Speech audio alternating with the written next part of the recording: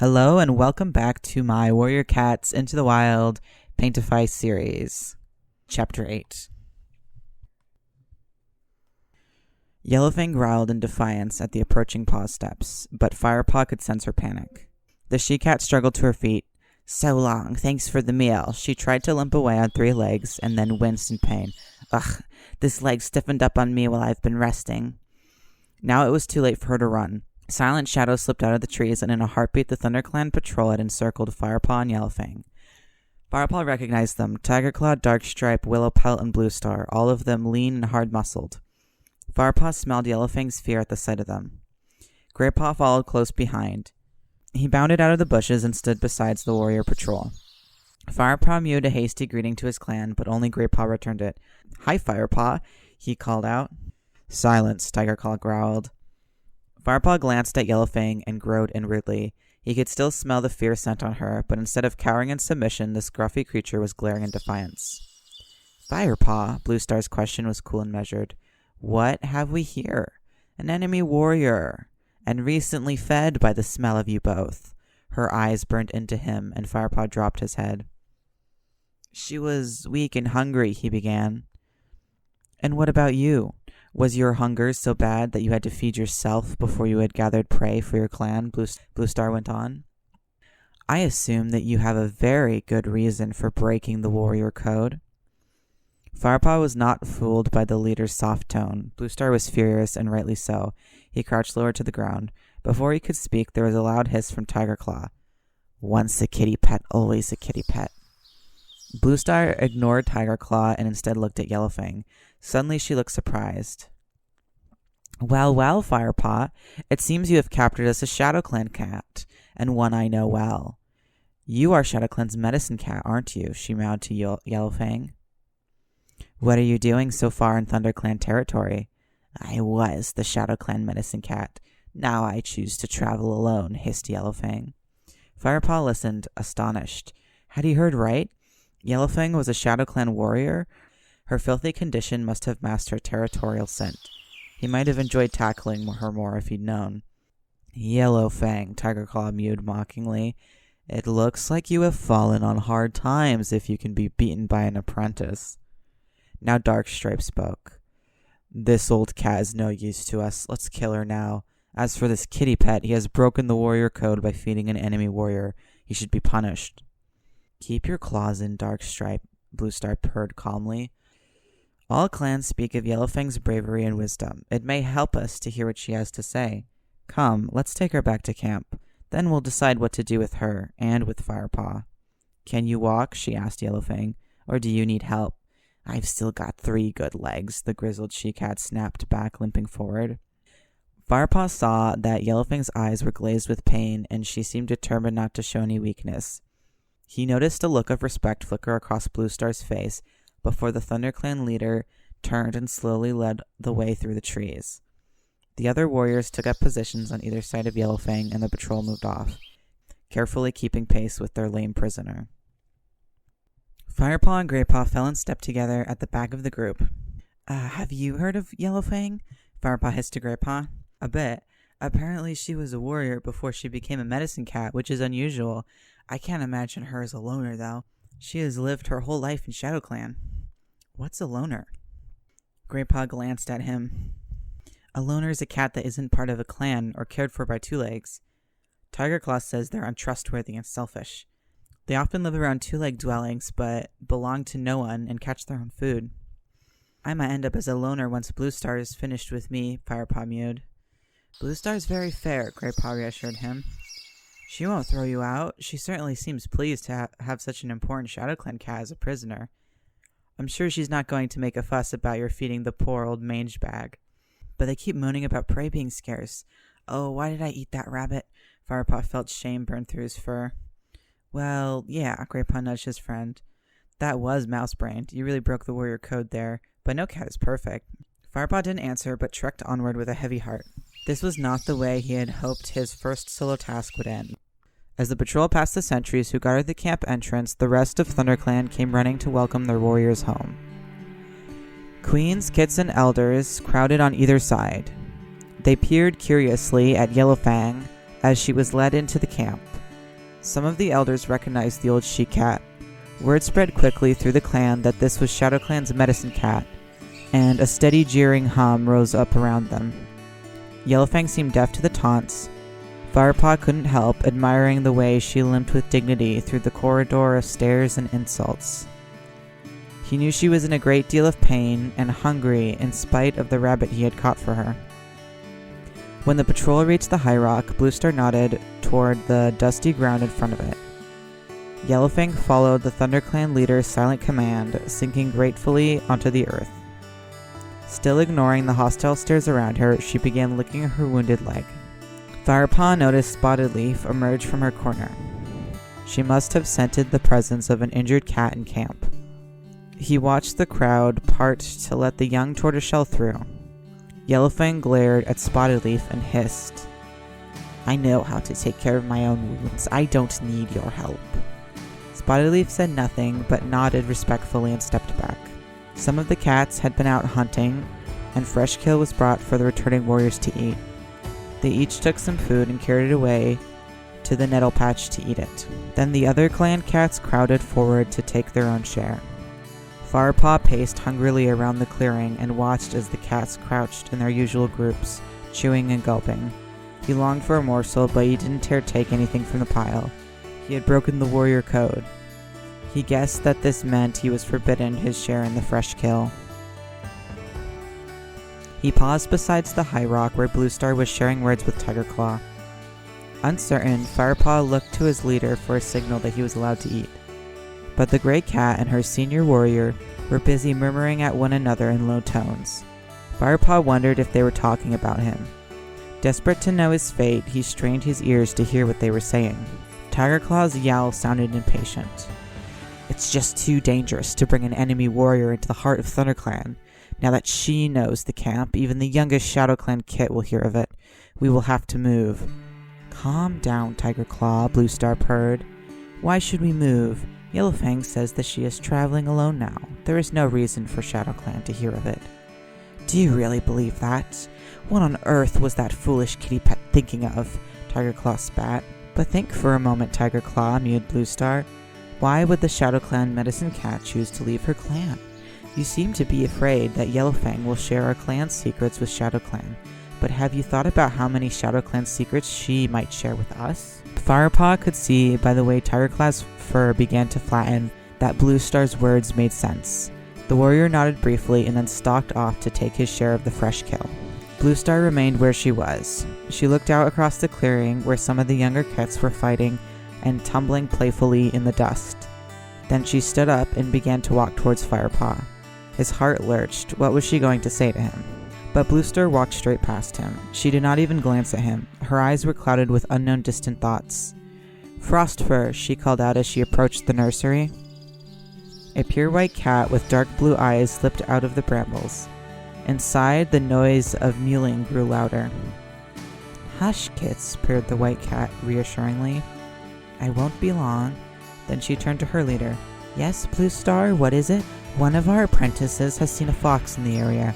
Warn the other queens to guard the nursery carefully, and make sure all kits less than 6 moons stay inside the camp until our warriors have driven it away." Frostfur nodded. "I will pass on the warning, Bluestar. Thank you." Then she turned and squeezed back into the nursery to quiet the crying kits. At last, Bluestar strode over to the pile of fresh kill and took her share. A plump wood pigeon had been left there for her. Firepaw looked on longingly as she carried it away to eat with the senior warriors. Finally, his hunger drove him forward. Greypaw was with Ravenpaw wolfing down a small finch beside the tree stump. He saw Firepaw approach the pile and flicked his head encouragingly. Firepaw bent his neck, ready to take a small wood mouse in his teeth. "Not for you," Tigerclaw growled, striding up beside him and pawing the mouse away. "You didn't bring back any prey. The elders will eat your share. Take it to them." Bluepaw looked over to Bluestar. She nodded shortly. "Do as he says." Obediently, Firepaw picked up the mouse and carried it across to Small Ear. The delicious smell of it wafted up Firepaw's nose. He wanted nothing more than to crunch it up with his strong teeth. He could almost feel its life energy flooding his young body. With great self-control, he laid the prey down in front of the gray Tom and then backed away politely. He expected no thanks and was offered none. Now he was glad that he had gobbled up the remains of the rabbit he had caught for Yellowfang. There would be nothing else for him to eat until he went out hunting again tomorrow. Firepaw wandered over to Greypaw. His friend had eaten his fill and lay with Ravenpaw outside the apprentice's den. He was stretched out on his side, rhythmically washing a foreleg. Greypaw saw Firepaw approach and paused his licking. "Has Bluestar mentioned your punishment yet?" he asked. "Not yet," Firepaw replied gloomily. Greypaw narrowed his eyes sympathetically and said nothing. Bluestar's call sounded across the clearing. "Let all those cats old enough to catch their own prey join together for a meeting of our clan." Most of the warriors had finished eating, and, like Greypaw, were busy grooming themselves. They lifted themselves gracefully to their paws and walked over to the high rock, where Bluestar waited to speak. "Come on," mewed Greypaw. He leapt up. Ravenpaw and Firepaw followed him as he scampered over and nudged his way forward into a good position. "I'm sure you've all heard about the prisoner we brought back with us today," Bluestar began. "But there is something else you need to know." She glanced down at the rattled she-cat who lay very still beside the high rock. "Can you hear me from there?" she asked. "I may be old, but I'm not deaf yet," Yellowfang spat in reply. Bluestar ignored the prisoner's hostile tone and continued. "I'm afraid I have some very grave news. Today I traveled with a patrol into Wind Clan territory. The air was filled with the scent of Shadow Clan. Almost every tree had been sprayed by Shadow Clan warriors, and we met no Wind Clan cats, even though we journeyed deep into their heartland." Her words were met with silence. Firepaw saw confusion in the faces of the clan cats. "Do you mean that Shadow Clan has chased them out?" called Small Ear hesitantly. "We can't be sure," Bluestar meowed. "Certainly the scent of Shadow Clan was everywhere. We found blood, too, and fur. There must have been a battle, though we found no bodies from either clan." A shocked yell rose from the crowd in a single voice. Firepaw felt the cats around him stiffen with shock and fury. Never before had one clan driven another from its hunting grounds. "How can Wind Clan have been driven out?" One Eye croaked hoarsely. "Shadow Clan is fierce, but Wind Clan is many. They have lived in the uplands for generations. Why have they been chased out now?" She shook her head anxiously, her whiskers trembling. "I don't know the answers to any of your questions," meowed Bluestar. "It is well known that Shadow Clan has recently appointed a new leader following the death of Ragged Star. Their new leader, Broken Star, gave no hint of any threat when we met him at the last gathering." "Perhaps Yellowfang has answers," snarled Darkstripe. "After all, she is of Shadow Clan." "I am no traitor. Nothing would make me share the secrets of Shadow Clan with a brute like you," growled Yellowfang, glaring aggressively at Darkstripe. The ThunderClan warrior moved forward, ears flat, eyes closed to slits, ready for a fight. "Stop," yowled Bluestar. Darkstripe immediately halted in his tracks, even though Yellowfang goaded him on with her blazing eyes and ferocious hiss. "That's enough," Bluestar growled. "This situation is too serious for us to be fighting among ourselves. ThunderClan must prepare itself. From this moonrise onward, warriors will travel in larger groups. Other clan members will remain close to the camp. Patrols will travel the boundary edges more frequently, and all the kits must stay in the nursery." The cats below her nodded in agreement. Bluestar continued, "Our need for warriors is our greatest obstacle. We shall get around this by speeding up the training of our apprentices. They need to be ready even sooner to fight for our clan." Firepaw saw Dustpaw and Sandpaw exchange a thrilled glance. Greypaw was gazing up at Bluestar, his eyes wide with excitement. Ravenpaw just shuffled his paws anxiously. The black apprentice's wide eyes showed worry rather than excitement. Bluestar went on.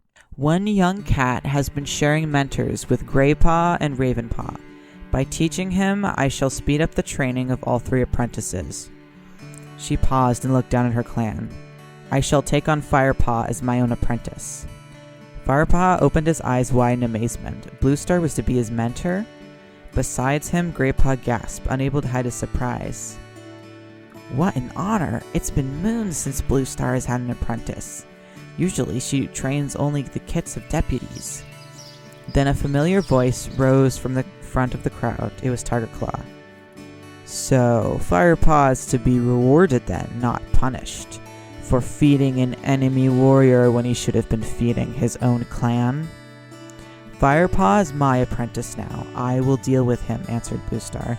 She stared into Tiger Claw's fierce eyes for a moment, before lifting her head to address the whole clan once more.